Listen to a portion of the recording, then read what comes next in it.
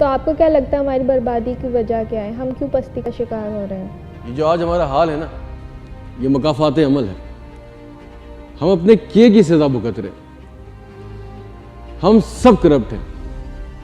आप अपने टायर में नई ट्यूब डलवाएं और उसको पंचर वाले के पास ले जाएं, उसके सर पे ना खड़े हुए, आगे पीछे हो जाएं, यकीन माने वो आपकी नई टायर की ट्यूब में से भी 2 पंचर निकाल देगा। आप पाकिस्तान के किसी भी पंप से पेट्रोल डलवा लें, लाजमी है कि 19-20 की डंडी लाजमी मारेंगे। हमारे जो हुक्मरान है ना, ये हम पर अल्लाह का अजाब है, क्योंकि हम करप्ट हैं, इसलिए हमारे हुक्मरान करप्ट हैं। दूध में पानी हम मिलाते हैं, वज़ीर आज़म नहीं मिलाता। जाली दवाइयाँ हम बेचते हैं, आप बेचते हैं, वज़ीर आज़म नहीं बेचता। जाली ज़मीनें हम बेचते हैं, नाप तोल में हम कमी करते हैं, दिल के जाली स्टंट हम डालते हैं।